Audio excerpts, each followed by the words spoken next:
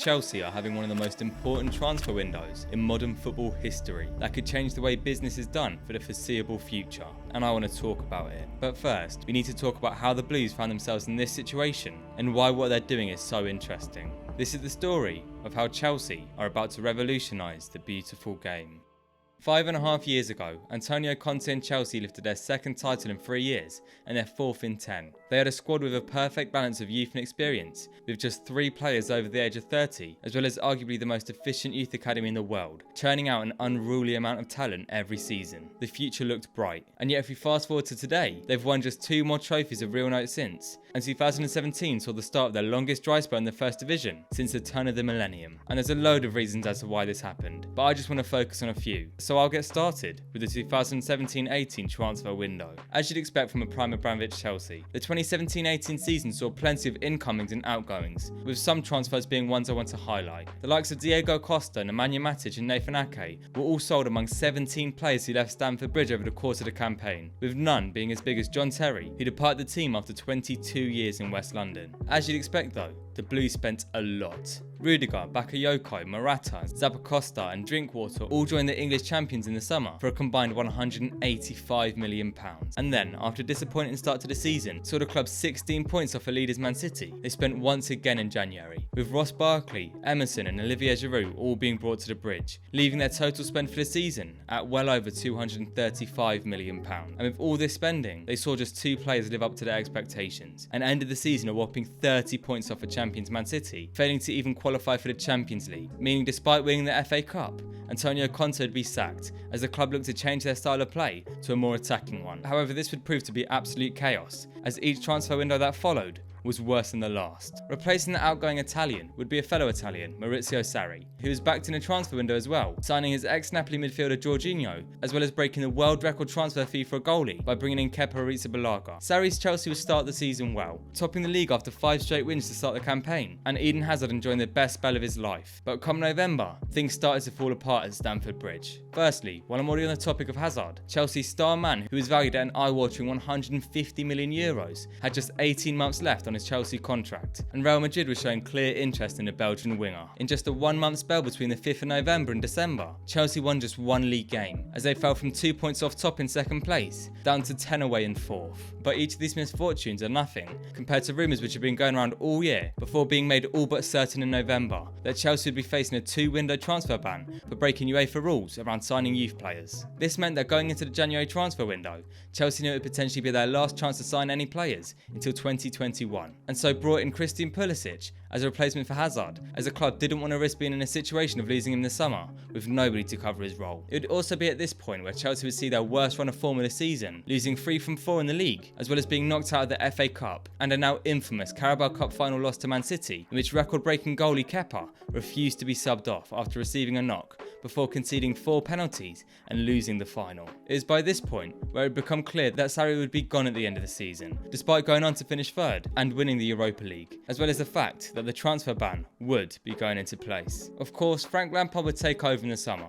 and after losing starman Hazard, nobody knew what to expect from this Chelsea side, which was clearly in transition, with ageing players that needed replacing, which could only be with youth players due to the ban. In the end, they'd see an impressive 4th place finish, but in the transfer window that followed, you'd see a perfect example of what went wrong with Chelsea and why it needed changing this year. Kai Havertz, Timo Werner, Ben Chilwell, Hakim Ziyech, Edouard Mendy, Malang Sarr and Thiago Silva were all brought to the club, costing just short of £247 million, but most importantly, it was the 2 German signings which had cost the most money and would go on to fail to live up to expectations, with neither of the 2 really hitting the ground running. Not only this, but it's believed that Frank Lampard didn't even really have a say as to who was brought in, and so was left with the burden of 2 marquee signings failing to reach the heights they were supposed to, that he didn't even want in the first place. It's incidents like this in the final years of Abramovich's tenure at the club that show where things have gone wrong. Lampard had reportedly asked for Aubameyang, Declan Rice, Tarkowski and a new keeper, with Edouard Mendy being the only request he would see fulfilled, with the other moves he wanted to see go through being blocked by Chelsea's co-director at the time, Marina Granovskaya, who despite being very successful throughout her time at the club, would start seeing backlash from the fans by the end of the 2010s, with transfers being underwhelming since Antonio Conte's first season at the club. And so despite topping their Champions League group and starting the season well, Frank Lampard Gerrard would be sacked, with this disagreement being a key reason, as well as a poor run of form, which saw them win just 2 games from 8 in the Prem. Thomas Tuchel would then be appointed as manager on the 25th of January, with the club wanting a German coach to get the most out of their star German signings. In the end, Tuchel would turn the season around, with Havertz even scoring the winner in the Champions League final. However, if anything, this success just papered over the cracks. The Chelsea boss came in and built a system to see instant success, but was heavily reliant on certain players, and if they didn't bring in more numbers in the summer, it wasn't clear how far this squad would make it. They were light in various areas, particularly in defence, where they not only had just 4 natural options for a centre-back in a formation that used 3, but all 3 of their starting centre-backs had their contracts running out in 2022, and it wasn't clear if any of them would extend. And so instead of bringing in an extra man as cover, Chelsea allowed Tomori to move to AC Milan on a permanent deal, as well as selling Kurt Zouma to West Ham, leaving them with only Trevor Chalobah and Cesar Azpilicueta as backups for the upcoming season, with neither of the two having played there in their previous season for their club. And as well as this, history struck once again, as Chelsea brought in Romelu Lukaku for roughly £100 million, a striker that didn't really fit into their system and Tuchel hadn't asked for. This would lead to Lukaku and Tuchel having a relatively public dispute, with the Belgian doing an interview with Sky Italia, claiming he wished he hadn't rejoined the club as he wasn't happy with what his manager was asking him to do. In the end, this would be one of many incidents which derailed Chelsea's season, costing them their best opportunity at a league title since 2017, where after injuries to both of the club's wing-backs, the Blues fell from top of the league to 15 points away from Man City in just 5 weeks. Despite this, Chelsea wouldn't bring in anybody in January, and then in February, the biggest change in nearly 2 decades would take place at the West London club, as Russia invaded Ukraine and Roman Abramovich was forced into selling Chelsea. After 21 trophies in less than 19 years, Todd Boehly took over from the Russian billionaire, and in turn brought in his own team behind the scenes, seeing the likes of Petr Cech and Marina Granovskaya leave the club. The American businessman came in and understood the club he'd inherited needed investment. Come the end of the season and the start of the transfer window, Fofana, Cucurella, Sterling, Koulibaly, Chukwuemeka, Aubameyang, Slonina and Hutchinson had all been brought into the club, with Timo Werner, Emerson and Billy Gilmore all being sold, as well as the likes of Rudiger and Christensen being some of those that departed Stamford Bridge on a free. However, despite Boehly having seemingly worked well with Tuchel to boost the playing squad, things were not as you'd expect behind the scenes. Ever since he'd come into the club, Boehly and Tuchel had never had more than a shallow layer of respect for each other, with that even being shattered once the American businessman requested Thomas Tuchel to play in a 4-4-3 formation to make best use of their new signings. So then in hindsight, I guess it's not too surprising to see that the German gaffer would be gone by the end of the first week of September, after an embarrassing loss to Dinamo Zagreb in the Champions League, with the club 6th in the Prem. Potter would then come in, and despite a good start, 5 league games without a win going into the World Cup, made it clear to the board that signings had to be made, and this is where the focus of our story shifts. Yesterday, Todd Boehly stepped down from his role as interim sporting director, passing his side of responsibilities to the other 2 men who'd been in charge of transfers, Christopher Vivell and Paul Winstanley. The 3 of them had worked alongside Graham Potter to bring in players he felt would be useful to this team in this January transfer window, a window which Chelsea's transfer strategy has seemed to be the most cohesive and smartest run since Jose Mourinho left for the 2nd time in 2015. With just Boehly being in charge in the summer, it was yet another calamitous and expensive window for the Blues, and he knew he couldn't afford another one this January, as the squad was already plagued with reminders of just how poor transfers had been in recent years. The likes of Lukaku and Bakayoko set Chelsea back over £140 million,